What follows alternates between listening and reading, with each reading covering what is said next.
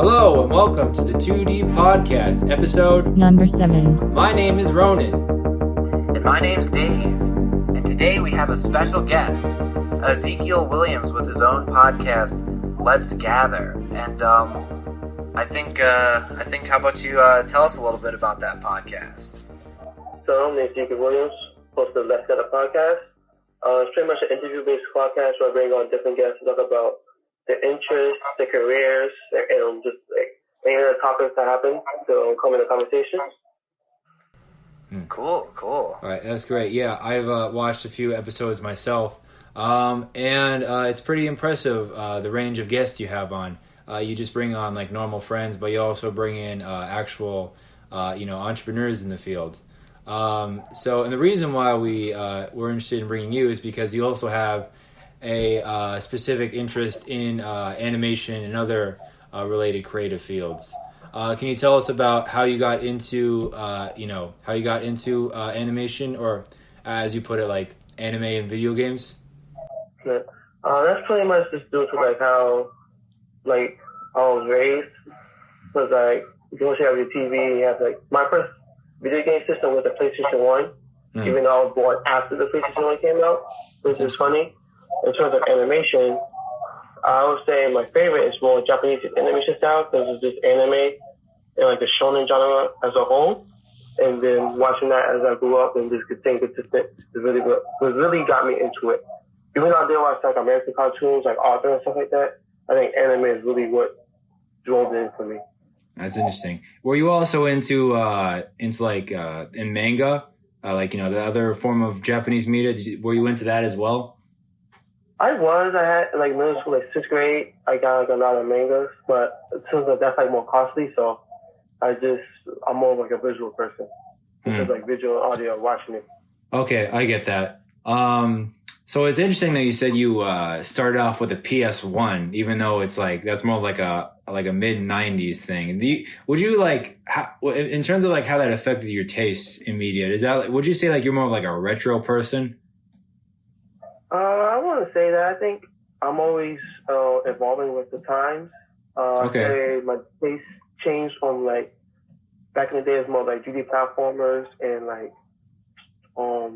story-based games to I switched to the PSD era to more shooters, more my preference, and linear stories. So I say the linear stories stayed throughout the time. Okay. I had one other question. Well, you know what? Wait, I just want to say something.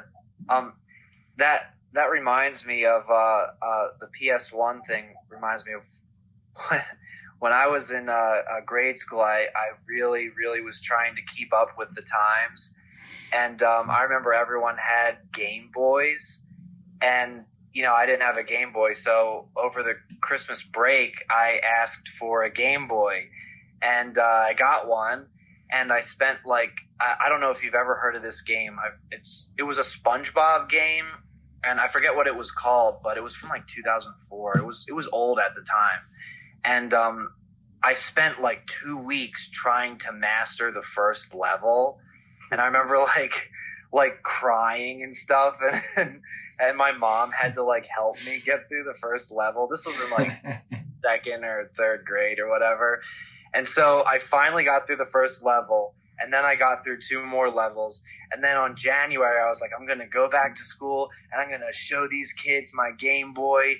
So I went back to school, and literally everyone got a DS for Christmas. And they were like, "Where's your DS?" I was like, "Oh my gosh!" And I didn't get a DS until 5 years later. But anyway. That's my story. Sometimes it's difficult to try to keep up with the times, but it pays off when you do. It definitely is. The first time I ever seen DS was in Target. I just seen the display. I was oh, that's a DS. Yeah. Yeah. I was gravitated toward the older games though, because I thought they were cooler. The older Game Boy games that are really big, the cartridge. Yeah. I ended up getting actually a 1989 Game Boy just for fun. It was $25, I think, online, but it was so cool. I played it for a while, and then it like broke. So, but do you like to collect older stuff, or are you more into the newer stuff? In terms of collecting, if it's like a game that I like to play, I'll collect it, but I'm really more just whatever happening, I just buy whatever, I play whatever I want to play. Yeah. Wait, I have another question with regards to old and new stuff. So in anime, do you think that this is sort of a debate that sort of goes on with people who are in animation? Do you think that cell animation looks better in anime, or are you more of a fan of the newer digital ink and paint animation? So between digital, ink and paint, and shell? Yeah. Do you care about the difference, or do you think one looks better than the other, or what's your opinion on that? I would say that depends on the show, because like Miyazaki, his stuff is way better, like the old fashioned just ink and paint. But like the newer stuff, like My Hero Academia, it looks good in like the digital and stuff like that. Yeah. And it's starting to get better with the 3D animation mixed with 2D animation. Yeah. I feel like that's true. I think that there are some shows that just looked like, I look at I don't know, like, well, I was a fan of. Did you ever hear of Speed Racer? Yeah. Oh, Yeah. Speed Racer. Well, you just flooded my head with like memories of like all these clips about like proof that Speed Racer is a sociopath. Have you ever watched those videos? Because it's so choppy, the animation. It's like literally, you've seen this clip once before where it's like Speed Racer is on like the edge of the cliff, and then where he just like, and then the driver ahead of him is like, he's going over that cliff, and then just drives over the cliff itself. Yeah. Everyone watching this has probably watched that too. But anyways, as you were saying, Dave? Well, I was just saying that I feel spoiler. like I haven't seen that much anime, but I am a fan of, like, I do like the look of cells, but I feel like in Speed Racer, it is a little clumsy, like, I feel like that would have looked better. But that was in the 60s, Yeah, that was, Yeah. It was so long ago. And when we're talking about like cell animation, even like in Japanese animation, anime, what they did even before, like I think like Akira, I think Ghost in the Shell, I think of just like a lot of, I think of animation of that. Honestly, I can't even remember the title for it, but I think that it was incredibly impressive what they were able to accomplish, in the 80s and 90s, even before computers were around. What I just feel like is like, going back to your, what we were saying about like, I don't know, the changing of technology, I guess it's like, I was actually talking to my uncle about this before, cause he works in sound editing. What I guess we're seeing in the marketplace is like this change from, mostly analog, things to a more digitalized format. And he even like, and it was like, there was some examples of the 90s of like this taking over. Like he used to tell me like these stories of like these huge discs, that played like music. But when I say huge, I don't mean like the size of like, a bowling ball or just like a basketball. I mean like stuff that can take up like a quarter of a room, and I guess like that period of time where it was like, the Walkman, there were like these little CD cases. Wait a minute. Wait.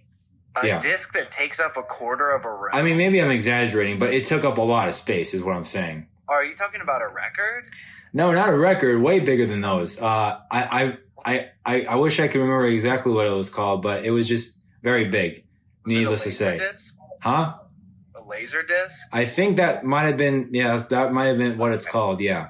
But basically it was like this period of like almost experimentation where, people were like, trying to get, more like, these people were like investing in these products, to see like, I guess, cause like it was considered an advancement, but, and yeah, we also saw that in animation. And I mean, like, I really don't feel like it should tamper with like the overall potential of animation. It certainly messes with like the workflow and like, you know, I guess it's like changes like the standards we have for animation. But yeah, I think Ezekiel can also chime into this because it's like in terms of entrepreneurship, you know, it has to do a lot with like, you know, it's associated a lot with, you know, workplace innovation. And what I want to ask Ezekiel is like, you know, how does like an entrepreneur approach this kind of like changing situation, you know, in changing landscape in animation, you know, like, how would you go about it? You pretty much always have to keep looking. Like you can never just take your foot off the pedal. You always, cause like with entrepreneurship business, there's always just a competition. Even if you're on the top, everybody's looking at you and everybody's going to copy what you're doing and find ways to, circumvent it. So you always have to be planning. I was watching LeBron James The Shop, and Michael Carter was talking about how you have to love the process. Like when somebody wins the Super Bowl, they're behind. Wait, the Super Bowl? Huh? The Super Bowl? Like, LeBron James wins the Super Bowl. Like when somebody wins the Super Bowl, they have to they're like 3 weeks behind because everybody's already practicing for the next season, while they're still in the same previous season. So you pretty much have to just be open-minded. Yeah. Sorry. Do you want to go, Ronan? Yeah, I was just gonna say like, always looking up. I bet that's the way that the executives at Disney feel. Like they always have to one up themselves, or like, you know, they always have to like, do something special. Yeah. Or like buy the competition. Yeah. Well, I mean, you know, that's just, you know, regular capitalism for you, you know, just like always competing. Yeah, that's interesting because it's like, but I don't know. Let me ask you this. I've always thought of like, what would it be like, you know, starting really from like the ground up in some place like this where there's already like so much innovation, so much, you know, already capital that's already like, you know, taken by these huge corporations that are literally worth billions of dollars. Like, you know, what would it mean, like, you know, actually starting from the ground up if I wanted to like open up a studio somewhere in Brooklyn or really anywhere in the country, and like, you know, start saying like, hey, you know, I want to create like, you know, I want to be like, you know, the next great, you know, animation studio. I want to be the next great, you know, film studio. Where do I really start, you know, from that position? I would say the first thing to do is just to start and don't think about like the big corporations, like how there's so many people in it, because everybody has their own story and their own style. And then once you start, we live in an age where we don't need the like there's like you can go around gatekeepers and you can do your own thing. So with that, once you start building a following, then you could start to as you keep leveling up, then you add more pieces to your animation studio to stay. It sounds like a lot of work. It sounds like a lot of failed attempts waiting to happen. Well, sorry, go ahead. Of course, but everything has failed attempts. They say overnight success had 10 years of failure. Yep. Yeah, I think that's good advice. Also, I have a question. When we're talking about like, you know, like where the market is and what's popular, and I believe you said something about, you know, if you're on top, people are going to copy what you're doing. Where would you say that the line is between copying someone and emulating them and just going with what's popular? Is there a line that you have between just kind of emulating the modern style and copying someone? I would say definitely, because like emulating, there's like definitely there'll be similar elements between everybody, because that becomes like the best practice, and like this is the most efficient way to do it. But like copying, like you have the exact same format, same cadence, same questions, like same everything. Sorry, my dog's barking. I'm sorry. No, we really can't hear it, so that it's all right. Okay. I like to be in a position where it's like what we do is like so idiosyncratic that it's like it's almost impossible for people to emulate it. Although that might be like just a fantasy, like that might not actually happen. But yeah, I totally, I totally, agree with you. That's like, the stance that one has to take in order to actually do that. And maybe we don't actually achieve that in the end, but we still end up being a prominent studio. I know for a fact that it's like, I think that there's a lot of untapped potential, especially when it comes to like, New York City or just East Coast, animation in general. It's like usually people look for the West Coast for that kind of stuff, because it's like the home of Disney, it's the home of Pixar, it's the home of Industrial Light and Magic. It's the home of so many renowned animation studios, animation schools for that matter. But there's still like a number of animation studios in New York and like the surrounding tri-state region that like would have like, there's just like, a lot of talent, a lot of capital there that, can, produce the next big thing, Yeah.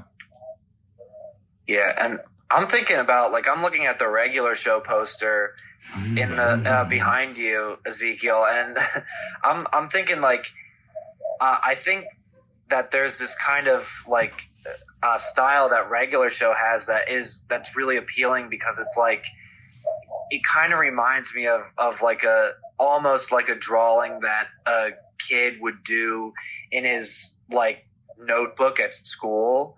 And I don't know, I think as I think about that, and I think about like a lot of shows kind of like Beavis and Butthead and stuff, shows that are just really like rough drawings, not necessarily rough, but like more simple drawings that are, I don't know, more like, I don't want to say down to earth, but then I contrast that with other animation that I really like I love Speed Racer.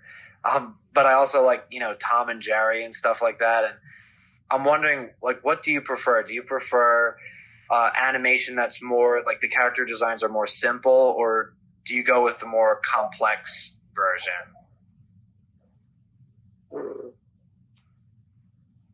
I would say simple, something that's not overly overly drawn.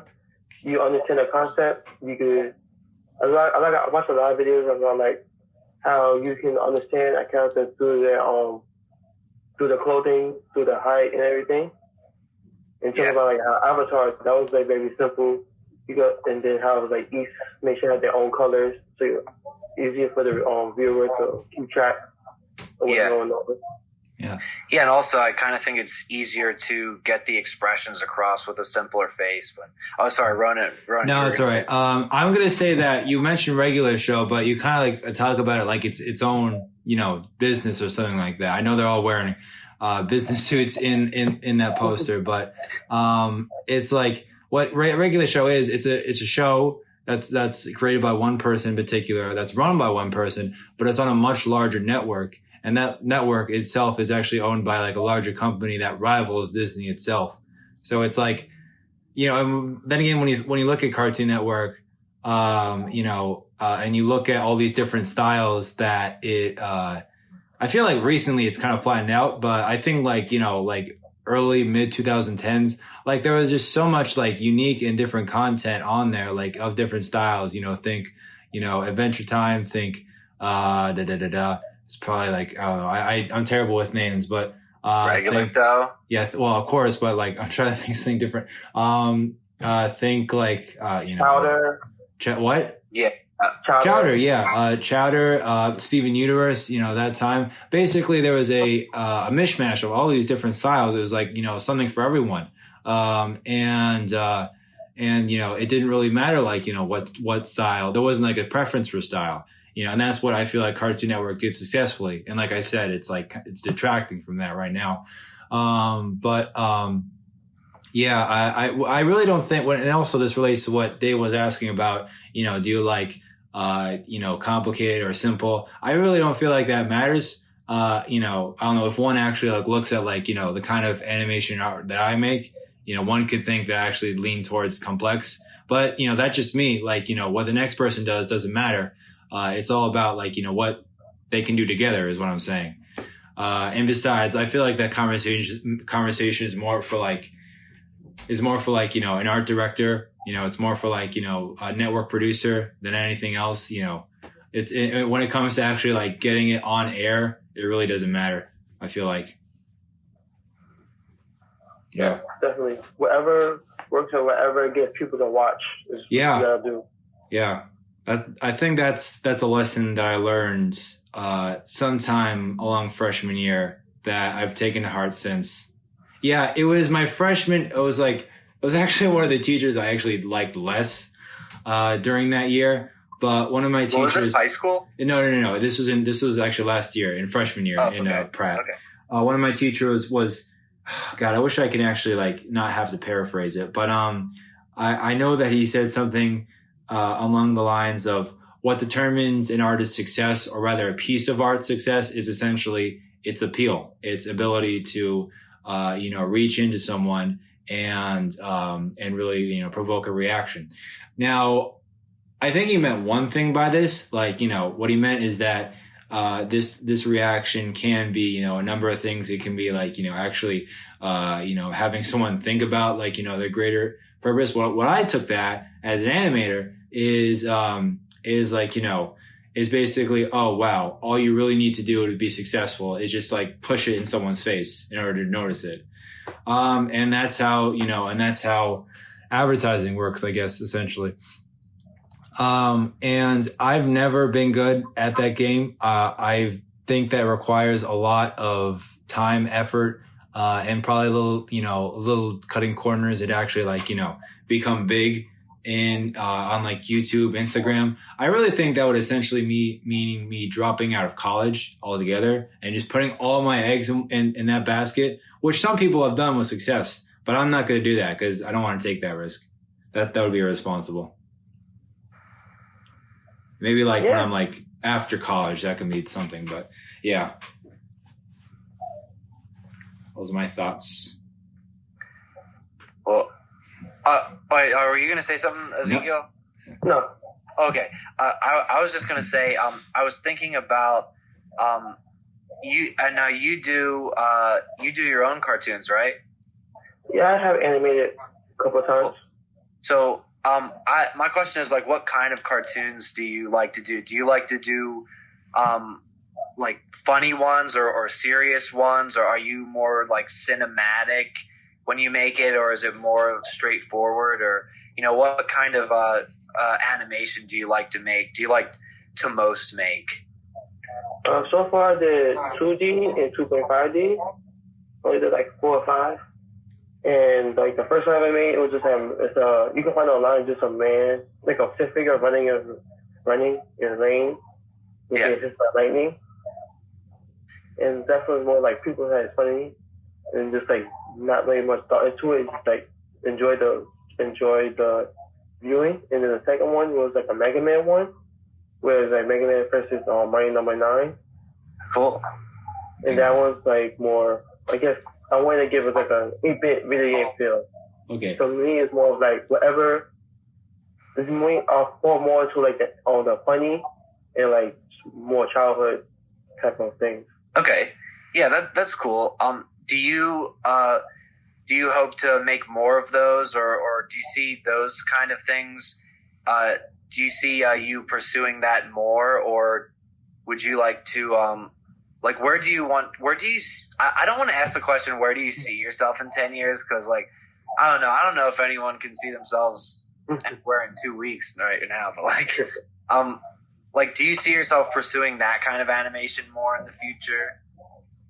I would say sort of, because I was about to start doing like running 3D animation, because I wanted to mix it with 2D and do like short clips. Yeah. So I think it's still more like I still want to have like, not like I said like an overarching message, but like have a theme to like an animation. That's cool. When you do your animations, do you write scripts, or do you just start with a storyboard? My storyboard. Do you just start animating like not even knowing what the story is? Nah, I at least have like an idea of what the characters are and like what I'm going to do. So for my animation class, my Mega Man one, I had like a storyboard with like those traditional like you had the boxes and then you have like the action, and then for the 2.5 animation we had to choose our the issue, and I chose racism, and I chose to do racism got the centuries and just the pictures and like the parallax effect. And for that one, my storyboard is more words, where it's the era I chose, and then what music I was gonna play at the time. That's so cool. it was like these how it's categorized. And my professor was like, my storyboard. I didn't even think about it as a storyboard. It was like how I organize my ideas. Yeah, that's cool. That's cool. Yeah, I always I like to start with a storyboard. I don't really do scripts, but I know Ronan, you write a real I was working on his cartoon and he was really fleshing out his script before he went into the. No, wait, you didn't do the script first. Never mind. You did the storyboard first, but you he really puts a lot of time and effort into his storyboard. I just kind of do a quick sketch and then go. And he had me doing revisions and then someone else doing revisions. So I don't know. I don't know if there's one right way to do it. Well, there isn't one right way to do it. But would you in the future spend a lot of time for planning, or would you be more free form and just kind of see where the animation takes you? I would say I'm always been freeform, because even in elementary school we had us do write our own stories. Yeah. I remember one time in third grade I wrote 3 different stories because we did each transition of how we we would first write the first draft and then we draw the draft and do the second draft and end up writing 3 different stories because the story kept progressing in my head. Yeah. That's interesting. Yeah, that's whenever you're writing an essay, there's always the people who are very methodical and they build their essay, and then there's the people who are just bam, bam, bam, bam, each draft. I remember this one guy, we had to do a personal narrative, and we did 3 different. I think it was the same thing as you did, 3 different drafts, and he had 3 completely different stories, and they were all he basically did the assignment 3 times. So I think, yeah, that's interesting. So Ronan, what are your thoughts on this particular subject? So as David pointed out, I do heavily use storyboards a lot. I do it, I feel for mostly aesthetic reasons. I really want to focus on, perfecting, the arc of the story. I want to really perfect the rhythm of the story. And that's the reason why I kind of obsess over it. Although, I really don't think that it is necessary for all, different kinds of, animated related endeavors, what Ezekiel was mentioning about his assignment that he did for one animation class. That was more concerned about, the message that he was trying to get across. I think you said it had to do a lot more with text. Am I right? Yeah, it wasn't pictures or anything. It was just text. Okay. Yeah. So you don't really need a storyboard with that. How I understood storyboard was more a strict practice, I'll use a lot by Pixar to really flesh out their stories. And I feel if you're using it for more if you're using it either for more commercial or infographic use, you can kind of put it to the wayside. I work with people that literally, not really knowing what storyboards are, just gave me a typed up paragraph about what they want. I would usually have to make a storyboard for them because of that. But I don't think it's exactly, I don't know, it's not exactly 100% necessary is what I'm trying to say. Yeah. Oh, sorry. Are you? No, I'm done. Are you done? Okay. I have a question for Ezekiel and sort of Ronan, but I mean, Ezekiel's the guest, so it's kind of for him. And so I was just thinking about editing and how it's different in animation, sort of, because a lot of most animation or a lot of animation is just edited in advance. You just plan it out and make it.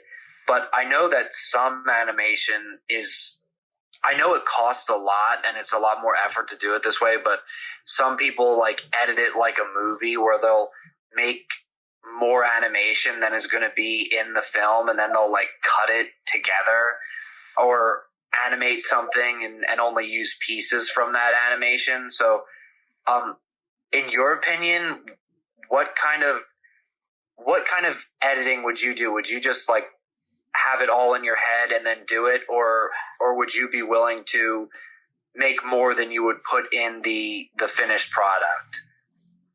I always say more. It's better to have more. Yeah. Because you never know if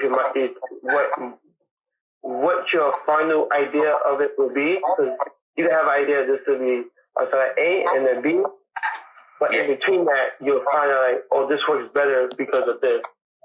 Yeah, that's true. I remember I made a cartoon about 2 years ago, and I remember that was the only one where I like fully animated like 2 scenes and I didn't use them. And at the time I was like, oh my gosh, this just wasted all this time on these scenes and I didn't use them. But then later on I watched it again and I was like, wow, these 2 scenes would actually be better than what's in there. So I put them in. So I think that is a plus to have. Like a lot of animations, they just don't have that because people just like they already have it in their heads before they make it. Like Ronan, I'm not saying it's bad. Like it saves a lot of time to, you know, only animate what you're going to use. But anyway, I think that's an interesting. I heard back in the. I'm sorry, if you hear my dog, I'm sorry about that. He needs to. I'm gonna sell him to someone. But I remember hearing something back in the olden days of animation where, like, I think Walt Disney did this with his original cartoons. He would animate like 10 minutes of it and then edit it down to like 5 minutes or something. So I thought that was cool. Oh my gosh, my dog needs to be destroyed. But and also I guess we should also talk about our favorite TV shows. Yeah, I'm up to talk about that. Yeah, I think all of us have been in a generation where we've been exposed to a lot of media. So yeah, let's discuss opinions. Let's discuss the tea. What kind of TV shows did you grow up watching, Ezekiel? In terms of early 2000s, definitely early, like between like the early 2000s and late 90s, Cartoon Network and Nickelodeon and Disney. It's like Rocket Power, Special Laboratory, Jimmy Neutron, Fairy Odd Parents. Wow. Yeah, because you can't. Because you're a few years older than us, so you're of that generation before us, I guess, that the generation of cartoons before. Yeah, it's a funny era of cartoons. I mean, like, I don't know, how would you contrast that kind of animation from the animation that came right after it, or like even like, you know, that we have right now? Because it looks pretty different, you know. Yeah, I'd say they all have like, I think people of my generation, they say back then had more like character, and like you felt the passion in it. But like that's what they say. But I think it's kind of hard because to get into like cartoons now, it's like you're a different mindset. When you're a kid, you're more open to everything. But then once you get older, you kind of have your taste, and you kind of like build it over the years. Like, this is what I like. And if it doesn't fit inside what you like, then anything out there, it won't click for you. I felt like that in like the 2010s, like the 2010s, where Cartoon Network started to change, everything started to change. And I was like, that's when I started to step away and started focusing mostly on like Japanese animation. I felt like my taste just changed, and it was like, this is what I want now. I don't even know how to begin with Japanese animation. Like, I mean, like, depending on it, isn't there just like a sea, like literally an ocean of like one-off episodes of like one-off like series that only had like 1 or 2 episodes within them that like never got picked up? Possibly. I definitely Toonami was definitely like.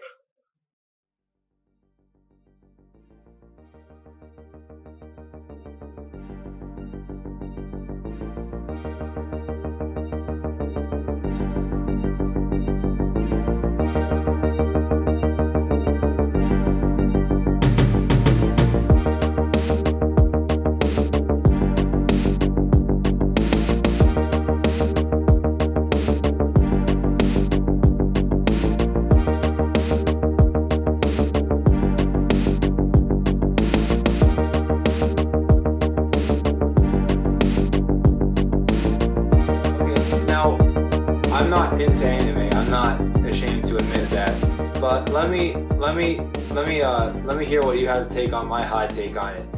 From what I understand, it's kind of like anime is kind of like, I don't know. It's like kind of like the Japanese yen itself, super inflated. Like it just like it kind of flooded in the market. If you get what I mean. What I mean is that I feel like there's like a lot of stuff out there, but because there's so much stuff out there, it's also like very watered down. And there are only like a few examples out there that actually like really, really shine out. Like, do you agree with that? Oh yeah, definitely. There's a lot of anime. You know, it's like the way anime works in Japan is that it's like they're cartoon. Like it's not like how most people in the West and the States think like like cartoons are for like children, but like their anime it goes from like children all the way to adults, and it has different categories for each one. Like I'm mostly into shonen, which is for teenagers and young adults, and then you have like shoujo for like teenage girls, and then you have like other anime for like adults, adult males, adult women, and then you have subcategories in between that. That's cool. That's a very interesting entertainment. That's a very interesting like entertainment model because it's like in American entertainment, it's kind of like, you know, even though we do have like these like, you know, these like restriction guidelines, I guess we have rating system like NC-17. Like there are plenty of like younger children out there that still watch it regardless. I don't know. I don't feel like the entertainment market in America is really geared that way. Like, you know, the same way as that. Like it's so reclusive. Oh, maybe I'm wrong. I think that there's still like, you know, a market for kiddie animation, but I contend that the strongest animation out there is really the animation that does not, you know, go by those limits. Really, that appeals to, you know, like a wide. It's like intergenerational appeal. That's what I feel like is very important. And yeah, I think that brings me to another question. It's like, you know, if you were going to be, you know, a head of an animation company, like, you know, how would you approach it? Because would you go like the Disney route and really like, you know, go towards a younger audience? Well, I mean, I say younger audience, but it's like they do produce some like, you know, mature content, I guess, but it's mostly for kids. I think it's fair to say. Or would you go like an Adult Swim route and just like do mostly you know, stuff for, you know, an older audience, like, you know, between 21 and 40, I guess. I would say the main reason why a lot of companies do like the children because it's a family thing and you get like the whole family together. Okay. But the adult route has like I feel that's more fun because you can do more, you can be more explicit, you know. But then on the other side, with the family thing, you can have more fun in having the subtle adult jokes in it. That once you get older, you go like, oh, I wasn't paying attention. Yeah, I think also that with that kind of kids animation, the jokes, I feel like you can, when you say something that isn't really like. It isn't really that bad, but just because of in the context it's in and the way you have to like stealthily get it, you know, like put it in the show in a kind of like a veiled way. I think that makes it like something that wouldn't, in an adult show, it wouldn't necessarily be that funny. It would be like, oh, whatever. In a kid show, it would be, even if you're an adult watching it, it would kind of be funny because it's like, oh, wow, they're getting this joke in the kid show. But I don't know if you've ever seen Ren and Stimpy. Like, one of the funny, like, I don't know if you saw Rubber Nipple Salesman. Oh, well, yeah. You know, there's been time. I remember like watching NT with the 90s was a very like weird time when it comes to like children's entertainment because it was kind of like the Wild West a little bit. Like there's a lot of stuff that, you know, they just could not get away that people just can simply not get away with today. Some of which actually was pretty insensitive actually, but like I said, it was like just a different atmosphere. And like a lot of the content creators that we know that like, you know, create the stuff that we consume today, you know, grew up through that time period. And yeah, but as you're saying, Dave? I was just saying, one of the funniest parts of, Ren and Stimpy was like, I don't know if you saw this scene, but they're going up to sell rubber nipples and like Mr. Horse opens the door and he literally has rubber nipples all over his body. And he's like, I don't need rubber nipples, but if you got a walrus, I would like that. And then a walrus like pokes his head out of the door and the walrus has rubber nipples all over him. And he's like, call the police. But I thought that was funny. But then, if you've ever heard of, about 10 years later, they did Ren and Stimpy adult party cartoon where the creator could just do whatever he wanted. And it only ran for like 3 episodes after it got canceled because it was like so disturbing. Yeah, the creator himself was also kind of an effed up person, needless to say. Kinda. So I think there's only so much time we can actually dedicated to Ren and Stimpy now, I guess. Yeah. Kind of makes me wonder, like, what kind of audience are we, like, you know, going towards? I don't know. I guess people our age, but yeah. I think that well, I mean, like I said, you know, there's like a lot of well, it's not even like that can't really like go on air anymore. It's just like that's no longer going to be on those kind of networks. And well, Ren and Stimpy is actually, I think, considered one of the first cartoons for adults. Really? Like it, yeah. On Wikipedia, it's like. Well, I think like the first mainstream cartoon for adults. Yeah, it was like you know, on Wikipedia, if you go on, I think it says 1990s adult cartoons like Ren and Stimpy. Even though it's for kids, but it's pretty explicit. I'm not always going to trust what Wikipedia says. But I don't know. I kind of want to I want to get Ezekiel's take on this. Like, what do you think about this whole, you know, Ren and Stimpy thing? I remember when I first watched it, I was like, I was one of the off. I enjoyed watching the show. I was like, this wasn't for kids. Yeah, like, I was like, this isn't for us. Yeah, I used to not be allowed to watch it because they had this Christmas episode where it was like Yaksmas, and the guy would come into your house and shave in your sink and leave his shaving cream with hair in it in your sink and stuff, and like that was your present for like, oh boy, I got his shaved hair. But yep. I don't know. It was such a crazy show. I do have another question for Ezekiel though, that I thought of during the break we took. So if you were to give advice to like someone who doesn't know anything about cartoons, but they want to make cartoons and they want to like get it out there, what would you say? Like where to start? Say if they have a favorite cartoon, focus on what made them like that, and see like that's something that speaks to you. And then if you at first you're going to look like you're copying their style because you're just creating what you like from them. But like once you diversify and then you find out, then you look at other animation styles that like other cartoons, and then you see like, okay, what's from them here and there, and then you put that together, you start building your own style. Yeah. Yeah, that's cool. That's kind of what I did originally. When I was really little, I just started drawing other characters. And then the other characters started evolving into different characters. And I'm like, oh, yeah, this doesn't look like the character anymore. I can use it. So, I don't know if that's how you started. How did you get into cartoons originally? Like, what were the first things that you were making? What did they look like? Were they comic books, or were they just drawings, or did you make animation when you were a lot younger? For me, it was mostly I was mostly into art. Yeah. So just drawing. I used to make my own board games. Cool.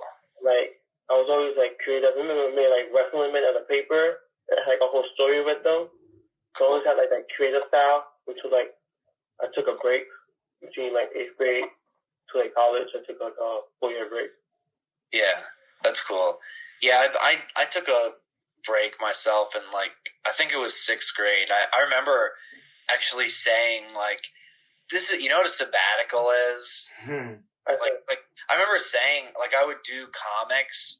I would sit with a stack of paper and do comics. And in 6th grade, for whatever reason, I think it was because I joined the track team. I was just I'm taking a sabbatical from comics. I'm not doing it. And I did. And then after 6th grade, I started making comics again. So it's a sabbatical. I thought I bet people around me were oh, well, he's probably never going to make it again. But look at you now, Dave. Look at you now. Yeah. Look at me now. I'm on the diving board, jumping off the deep end of hopefully I succeed.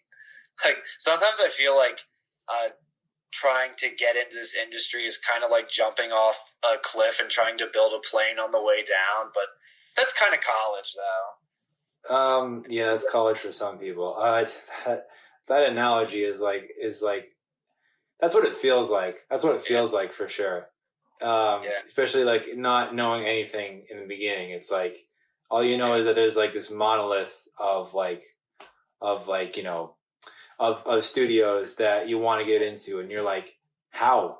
Well, I mean, that's what we did even with this podcast. We're all right, what's up, Ezekiel? And then we're trying to do a conversation, which I think is working out pretty well. But we're trying to build the plane now. Yeah, true.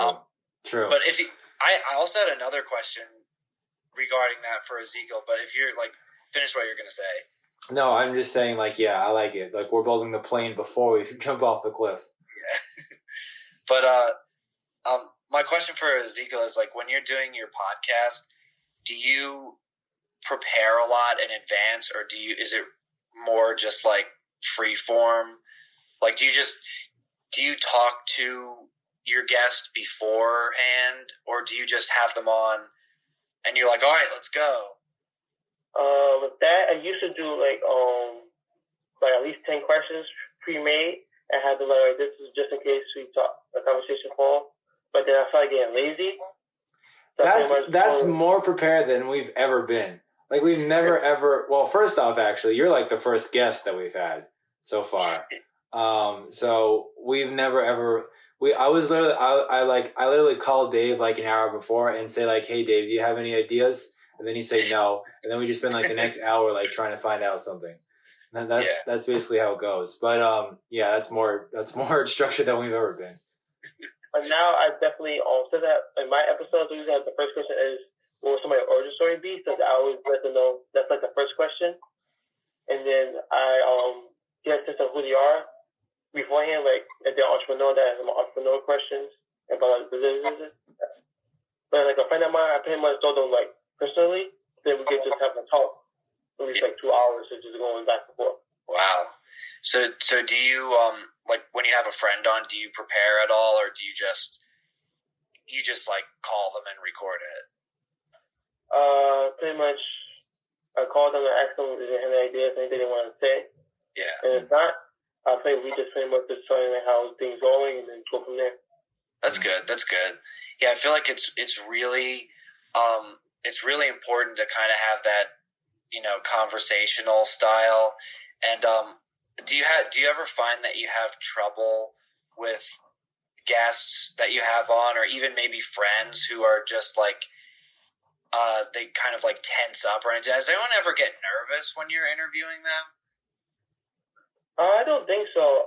Well, the people who I interview usually either volunteer to be on it, or I know though that they have a talkative personality. And I think with my friends, they usually get looser because like it's just another conversation. Yeah. I feel like the issue with actually like planning stuff out beforehand, or even if you have like any formula like that, you run the risk of becoming predictable. And when things become predictable, that's creativity's like number one enemy, isn't it? It's like, it becomes, well, more or less boring, and I think like really the intrinsic value of podcasts is just like having something to listen on the side, really listen to people, really listen to people talk about whatever they want to talk about. And it's kind of like, I don't know, just like a nice little, either like a background noise, or like, something you can listen to while you do some work. And you're like, I really like that, what they're talking about. And I just don't really feel like you can get that with like a very rigidly structured, thing. So yeah. And also it's kind of like, it makes it a little more friendly. I feel like if you have like, if you have like this rigid structure you need to follow for the guests, it's like, I feel like it's probably better if you actually like treat them like friends, say like, hey, what's up? And you just talk about whatever. Like that's how conversations should go. You know what I'm saying? And yeah. That's how I feel about it. Yeah. Okay. Question number 5. Okay. So like a lot of times my friends were like that they felt good after their own podcast. Like they had like that was fun. Yeah. Yeah. That's the best feeling. That's the best feeling to have.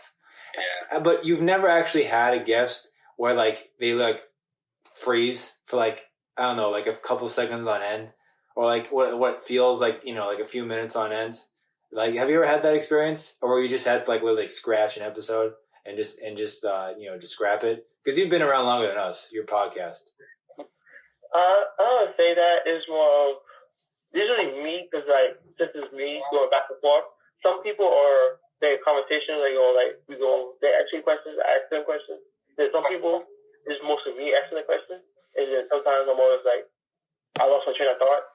So I'm trying to. I hate that feeling. Yeah. Ask the question and also pay attention what they're saying just in case they ask a better question. Yeah.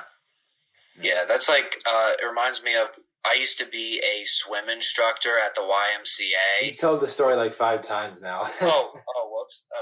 Well, I'll just say it real quick. It was, but it was really difficult because I basically, like, they're little kids and you basically have to carry the entire, like, class. Like, you have to be on the entire time, be like, hey, what's up, do this, and then they're like crying and like trying to punch you in the face and stuff. But do you ever feel like when you're interviewing someone, it's just like did you ever have a moment where you basically like had to think fast and be like, okay, what do I got to do to like keep this going, or is it all just, are you more like, I mean, you seem like pretty good at talking, so I don't know.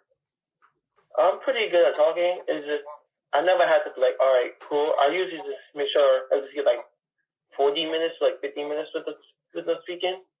It's just like have more than less. And it's not like I didn't have to pull in my teeth. A lot of times, sometimes my guests speak a lot, and I'm like, yes, because they take up more time. I don't have to ask a new question. And then I can ask a lot of questions, and I want to answer. I'm like, all right, cool. Yeah, that's good. That's kind of, it reminds me of like school. Like if there's a conversation that's just like going on, and actually, there's something interesting that happened in my history of animation class this past Friday. Our professor showed us, and maybe you can speak to this. Our professor showed us these videos made in the 60s. These very abstract animations, and one of them was just like a white screen, and then it turned to a black screen, and then a white screen, and then a black screen, and then like static going like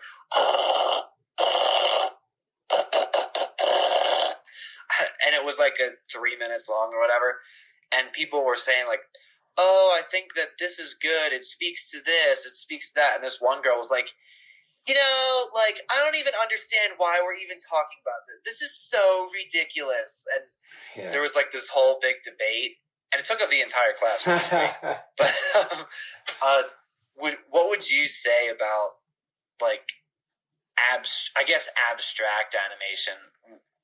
What are your opinions on? I guess this is maybe more of an artistic question. Like, what are your opinions on very abstract pieces of art, like white canvases and stuff? I won't say I understand everything, and I won't diss it and be like, this makes no sense. I'm like, hey, it's speaking to somebody, and somebody created it, and I didn't create it. So there's some value there somewhere. Yeah. My viewpoint on it is a lot more cynical. I feel like it was just because like a lot of well-off people, mostly white, like, or just like, like had nothing better to do. And well, they decided to, spend their time, like, I don't know, really investigating like these like very obscure, aesthetic principles, because I guess someone had to do it. And I don't know whether we got anything really of value, from that is very subjective. I don't think we can ever really find that out. But that's why it's there. I feel like I need to know the name of that person though. That was Avery. That was Avery. That said, yeah, okay. I want to have. This is a person that Ronan also wanted to have on the podcast. So maybe she. But, that would be interesting. Okay, but we'll save that for another episode. Why are we even talking about this? Yeah, but there was a funny meme. I don't know if you ever saw the episode of SpongeBob where Squidward was like, I call this painting bold and brash. And more like belongs in the trash. That's iconic. I sent that in the group, like, as the class was going on, I sent that in the group chat, and I was like, this is literally what the class is. But I have to, like, agree with EZEKIEL more than, like, sorry, Ronan, but I do think that, like, what I said was, like, I don't get it, but, like, I can see how, like, other people would, like, draw meaning out of it and stuff, and have a good conversation. Then after I said that, someone else was like, no, you all wrong. But,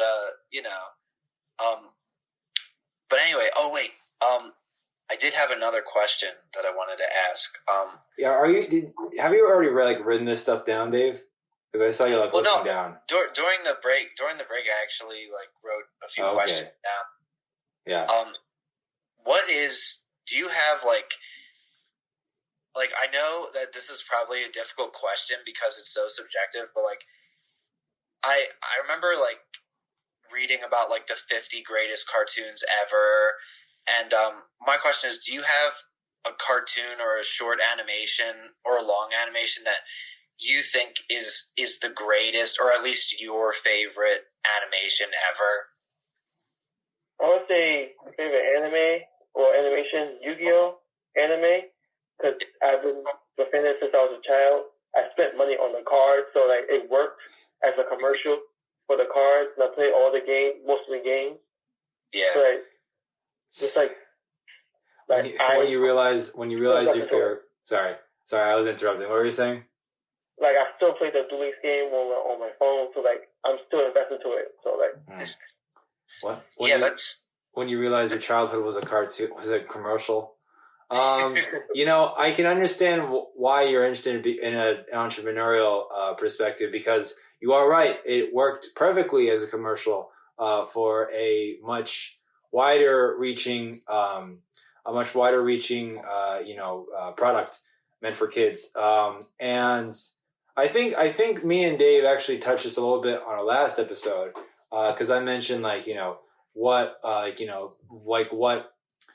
certain animation styles were meant for. I touched upon the reason why I don't know, some animation can be thought of as very cutting corners is that it really just meant to sell products, end up just franchising itself.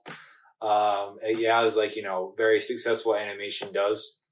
But I think that I mean personally, I'm against that. I mean, I'm against anything that has to do with that, and like in terms of actually interfering with like the creative process or like the final product of an animation. But ultimately, I do see its use. So I can like I can see where you're going through. You can go on, but then again, I should also ask what really makes Yu-Gi-Oh really different from like another series like Pokemon, like or like I don't know, like what's it called, Bakugan or whatever, or Beyblade. That's Beyblade. Beyblade is actually pretty popular with kids like around 10 or 5. I did like a summer camp. I was a counselor for a summer camp last summer, and it was literally just like it was all like blades and stuff like that. That's what they called it, blades. Blades. Yeah, definitely Blade worked on me also around like 2010 in middle school. I'll say for me, this is Yu-Gi-Oh! Like the one thing that called to me that made the most sense. But in terms of like Pokemon, I think that's still more popular than Yu-Gi-Oh! And there's like the second most popular card. It's a little older, isn't it? I think it's slightly older. So a lot of stuff came out in 99, 95. Mm. Yeah, I remember being into like Pokemon because everyone else. That's actually now that I think about it, that's a really good business because you have these trading cards and they're related to a TV show. So it's like I never thought about that, but that's great. It reminds me of a Charlie Brown Christmas where I'm actually doing a report on this for my one class, but it's interesting because the whole special is about how it's the commercialization of Christmas is bad. Like, you're using the holiday to sell stuff, and it's really more than that.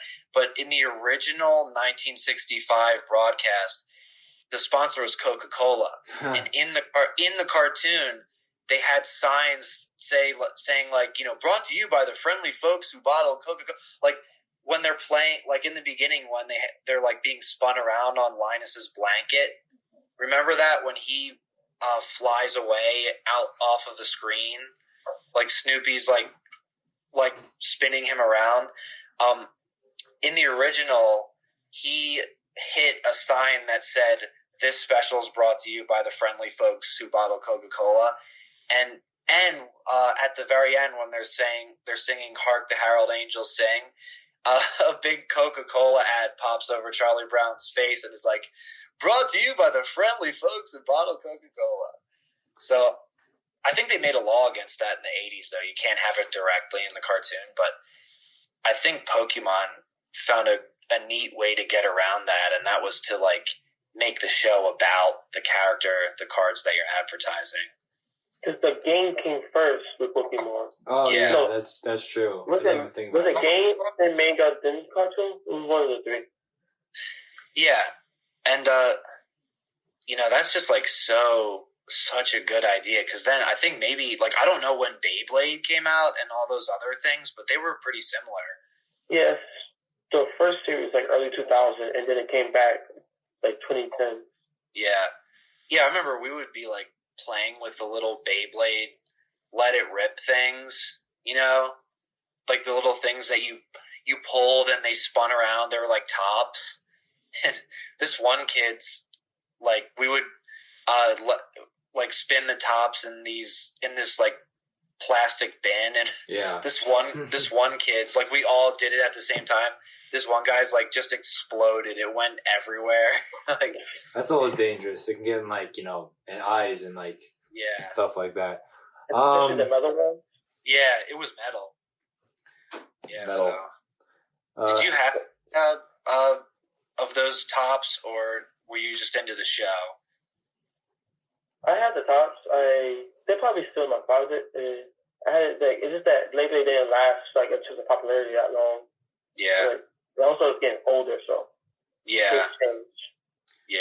But the funny thing about animation, like the reason why I was into Japanese anime, like I didn't know it was Japanese anime until middle school because it was just all like it was all shown with like on like American cartoons, like Cartoon Network. So then it was like, oh, this is another cartoon. Yeah. And so you find out like, oh, that's a whole different genre. Yeah, that's what I found with anime too. I mean, when I saw Speed Racer, I just that was one of my favorite shows when I was little, and I just thought it was another cartoon.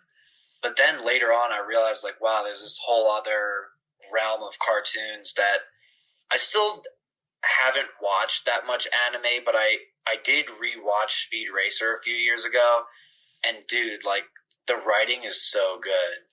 It's like, and I know that's just a kid show, but I don't know, everybody raves about anime, and I really should probably watch it. My cousin was telling me that her uncle was into Sailor Moon. If you ever heard of that? Yeah, that's a classic. Yeah, and she said it was funny because he's kind of like this creepy old guy, and he's like, Sailor Moon. And I think he has a Sailor Moon shirt or something with this like girl on the shirt. And he's okay, on another note, let's change the subject. So, Captain Ronan here to save the day. I really like it. Just want to talk about something else. I think we're nearing the end of it, but I want to cap off this episode by asking Ezekiel, kind of like the question that Dave didn't want to ask, like where do you see yourself in a number of years? But I want to ask, like, considering everything that's going on in the world right now, considering how a lot of different sectors in the economy has been affected by this pandemic, how basically everything had to shut down for a long period of time. We're still recovering for it. How do you think that the animation industry is faring? And how do you see yourself going into it? If you do actually want to go into it in the end. In terms of how they're fair, I think they'll bounce back because, like technology, a lot of times people are able to work from home. And like, it's not like we have to be in the studio. We get sent something. Right now they're sending files to each other and everything. Yeah. And since people are home, they need to be entertained by something. Yeah. And so their viewership is going to go up. It's going to switch from like large gatherings and movie theaters to like how Disney just was like, okay, we're going to put all this money into the digital platform because that's where we see people falling into for the near future. That was a pretty good investment. That paid off. Yeah, and my mom watches this show called, I forget what it is, but it's like a drama. And as soon as I saw this one episode, I knew that animation was doing just okay during this pandemic. That the one episode was like, our production was halted because of the pandemic, and they said, so we animated this episode. Yeah. So this episode is animated. I'm like, oh wow, animation is doing just fine, because I don't think any of the big shows, the big animated shows, stopped at all. They just did it from home. Yeah, essentially. That makes me think, like, what will this world look like if this kind of pandemic happens like 30 years ago, when like, none of this, like, mainstream, mainstream, like, technology would not be in place. It's like, I feel like it would be like almost like apocalyptic, because there's like, not even just, forget entertainment. There's like plenty of like of essential services, like, just getting a paycheck, that couldn't have been done digitally. Just getting a lot of services, contacting relatives, like diplomatic things. You couldn't shoot an email, and you really couldn't. I mean, they would probably still allow essential workers, but and you would have to send over mail or whatever. That would take a lot longer. So yeah, we're living in strange times where it's like, we're kind of like living in like an era where like this plague is really like affecting, how we're, going about our everyday lives, but there's still like a lot of systems, like almost like specially placed there that would help us, get through it anyway. So that's interesting. That's a way to look at it. Yeah. Yeah. So I think that's pretty good. Ezekiel had some really interesting thoughts. I think you're really business minded. I was surprised with a lot of the advice you gave. It was pretty good advice. I'll have to go back and listen to the episode because I can't remember it off the top of my head. But like, I remember being like, "Oh, that's pretty good." Are you what is your major? Were you in business at all? I went to a business school, Brook College, Musical School of Business. Studied at first. I tried to study a lot. First, I tried to do accounting. That was boring. Yeah. Then I tried to do CIS, but then I got 0 on my midterm, my programming midterm. So I had to switch my major because it was like the thing for me. Yeah. And then I did marketing and I minored in media arts. That's cool. That's cool. Well, I can tell you're pretty business minded, and that's a real asset, I think, at least. But anyway, I don't know. So take it away, Ronan. I think that's Thank you. So I want to give. I mean, do you have any closing thoughts, opinions, words you'd like to cap off this episode with, Ezekiel? I'll say closing thoughts to say, between you guys' journey, you guys are still in college. I'm 2 years removed. Yeah. And to anybody who's listening, just remember to have fun. You get one chance in life. All right, you know it. Words of wisdom from Ezekiel Williams. Thank you so much. We really appreciate it. We're probably going to pay back the favor, sometime soon. So thank you, everybody, so much for watching. The outro music should have been started playing by now. Make sure to like, subscribe, do all that jazz to make sure the algorithm recognizes us. And you have yourself a safe day.